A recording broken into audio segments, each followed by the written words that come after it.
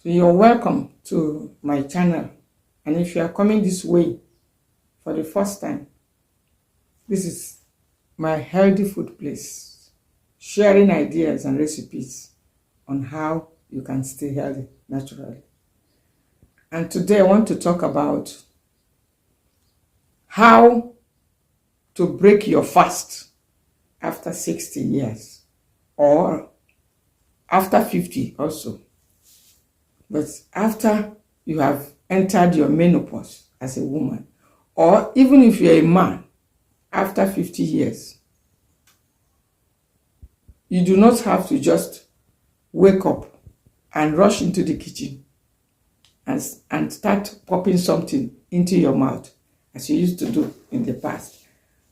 And so the first thing to do upon waking up is to activate the internal organs.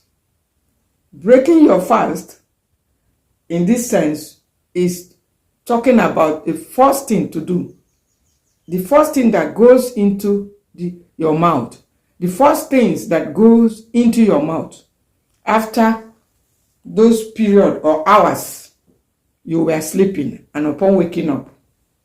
It's important to be aware of what we take. Over the years, we could just wake up and jump on a bowl of rice or a bowl of beans or any food, even fried foods, and get away with it. But as we begin to grow older over the years, you can no longer get away with such habits. So you need to watch this video to the end, because what you consume in the morning goes a long way. It determines how your entire day will go. And so the first thing to do upon waking up, talking of what goes into your mouth, of course we know about exercising and the rest of it. And so the first thing is water therapy. Water, you need to start your morning with water. There is no too much emphasis on this. Plain, clean water. And it's better to be warm at this point. Warm water. You need to take lots of it because of its ability to help cleanse your organ, take away toxins, support your liver to begin to throw out waste. It helps you in a lot of ways, starting your morning with water therapy. It helps you, even those that are experiencing gas issues, poor digestion, poor appetite, a lot, strengthening your bones, helping with removal of toxins, dealing with constipation, just water therapy. And the number 2 is adding your lemon juice to water. That's number 2 thing you need to do to break your fast. That is those hours, those long hours. It takes our digestive health some foods to get activated because of the aging process that has come in.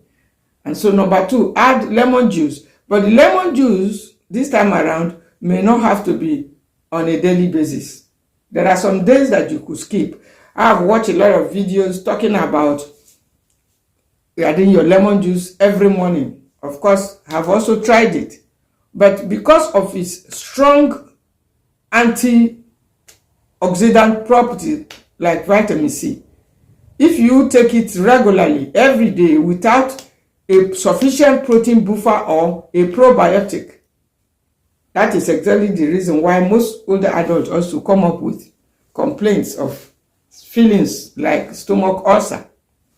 And so you need to take it most of the time, but it shouldn't be every day, like some people are suggesting.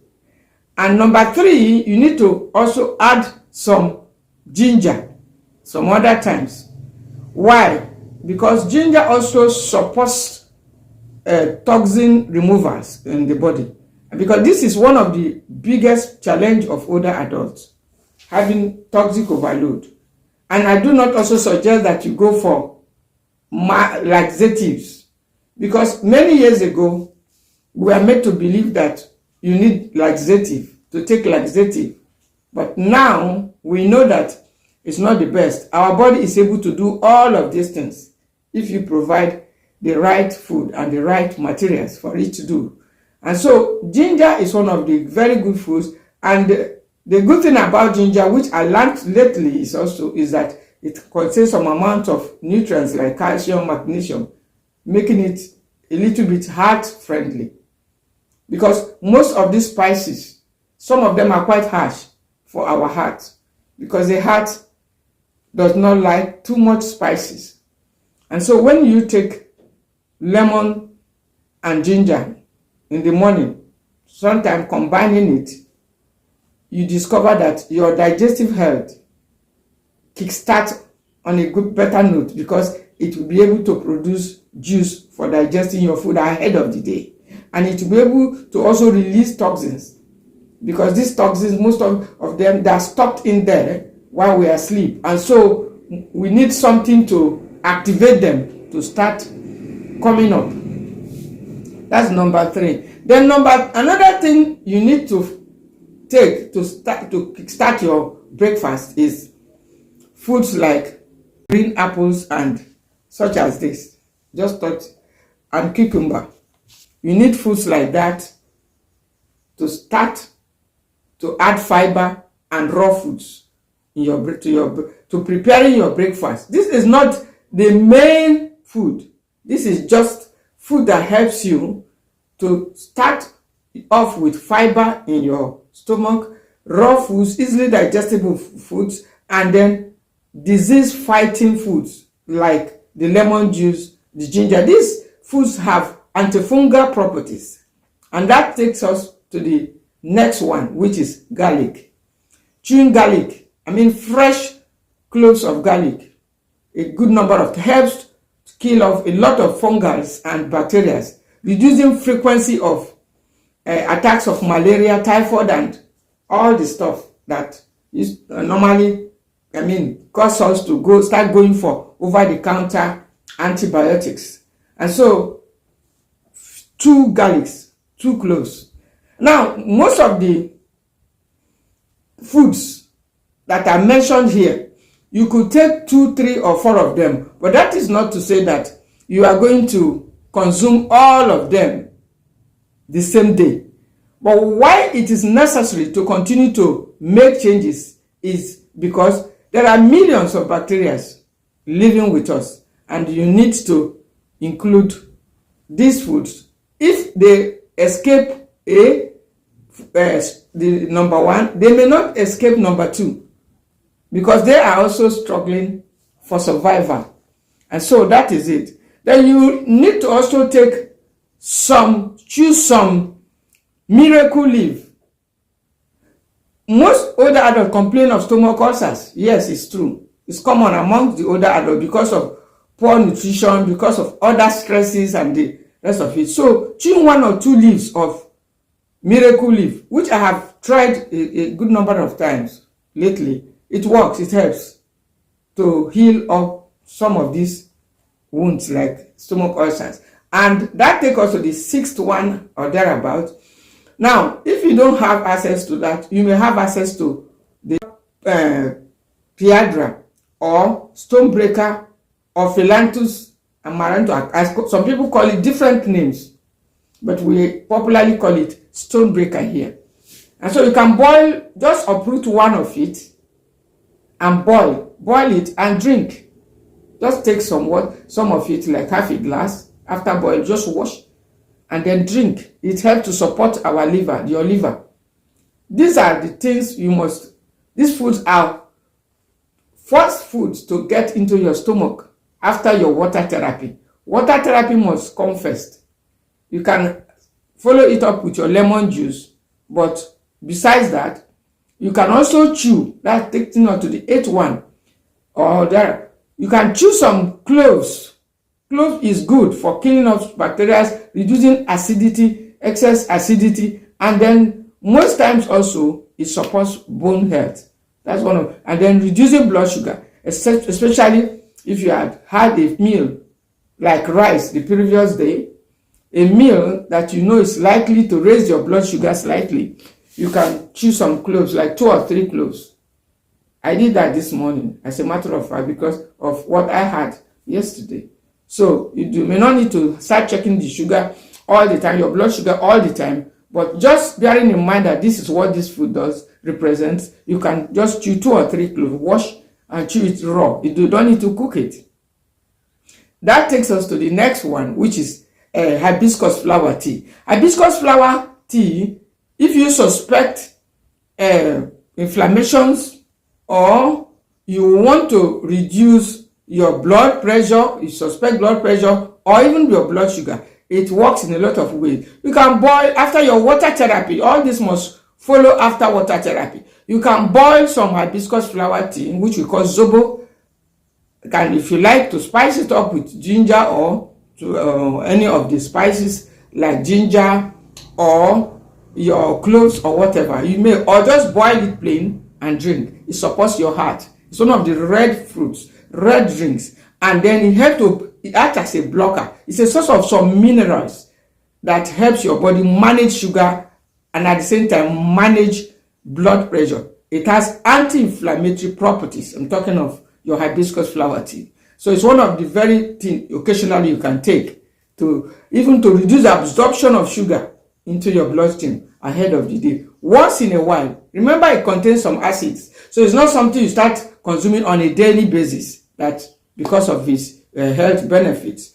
And that also takes us to the next one, the same ginger and turmeric. Turmeric is great for your liver health. It's one of the very powerful inflammation fighting spices, especially those who are going through pains. But you don't need to take it too much. Yes, some of us, when we hear the food is good, we start consuming it on every day. And so too much of it is not good for your kidney. I'm talking of the turmeric.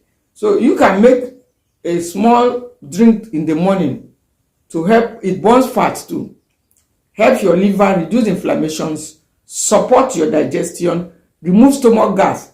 When you pair it with a little ginger, it does all of this, and then help to activate digestive juice ahead of the day. It's one of the food, especially if you're trying to lose weight or burn fat. Once in a while, you can also boil it and take to support your digestion. Then papaya seeds on empty stomach helps to kill off some intestinal parasites, especially when it's in season. As a matter of fact, you can even dry it. That's one of the things I do these days. Dry the seeds. So you chew it on empty stomach. Then eat the papaya fruit with it. It won't spike your sugar. Though papaya fruit is known for its high glycemic index.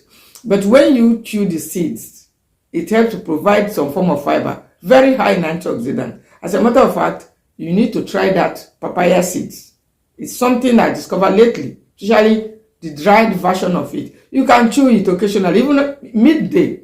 But in the morning, in order to tackle intestinal parasite and support your liver, it's a liver supporting seed. It's high in antioxidants.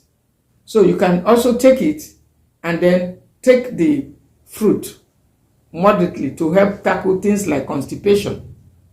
Then you can also boil guava leaf tea.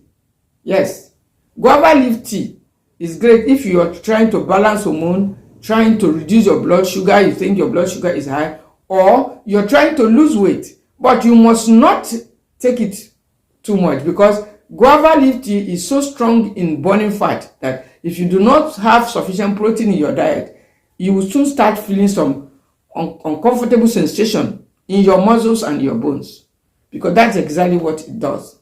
So you need to know this because of I'll call it its own side effect. If you don't have sufficient protein in your diet, you need to be cautious with guava leaf tea. You need to take it little and then don't take it for several days, because it will soon burn the fat, and if no protein and healthy fats, it will soon start getting into your bones. Then you can also chew the guava leaf, the tender part of it, on empty stomach. Remember that all these are things you can choose from. You do not really have to take all of them. You do not also have to, just take one. whichever one you have access to, you can take it on empty stomach ahead of your main breakfast, ahead of your real breakfast. And then the next is coffee. That will surprise you, some of you. Coffee and dates. Once in a while, if you suspect very stubborn chronic constipation, coffee will help after 60 years. Add a few dates into it, and then after your water therapy, after your exercise, just take it and give it a little time. You discover how it's going to. Then the next food to break your fast again is having fenugreek oil on empty stomach. Because most of these things, spice, sometimes our bodies, especially when you suspect high bad cholesterol, because that no 2 days are the same thing. Each day presents its own unique requirement from you. And so it's left for you to bring up or supply your body what it's actually asking for each day. And so if you suspect that your cholesterol is high, you can start with fenugreek oil on empty stomach after water therapy, then before all of this. And then that brings us to the next one. That is moringa seeds. It's a great detox food. You can take 3-4 seeds or thereabouts. Take enough water. And even if you want a very good cleanse, then you can also take it after your lemon juice. And then allow it some time to work. Then the next one that you occasionally may have to do is to take something bitter like the neem, because most of the food we take ahead of the day is usually sweet. And so when we deny our liver and other organs that cooling that comes with bitter foods, which most of us don't like in terms of its taste, but our body likes it, but not too much.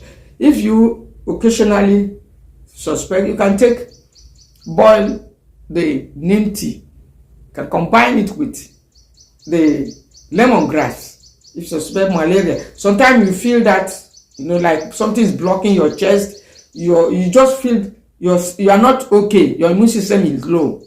You don't need to wait until you're totally down after that age, because that may require hospitalization and other emergencies. So you can boil the neem tea with some lemongrass to start that morning in order to ward it off, and then strengthen your immune system and reduce all those inflammations and pains. So that is the top ways. There are more of it. You can find some out yourself to start your breakfast, to break your fast after the age 60 years or even after 50, in order to reduce frequency of the illnesses. If you are coming this way, don't forget to subscribe to this channel if you love messages such as this. Thank you for watching.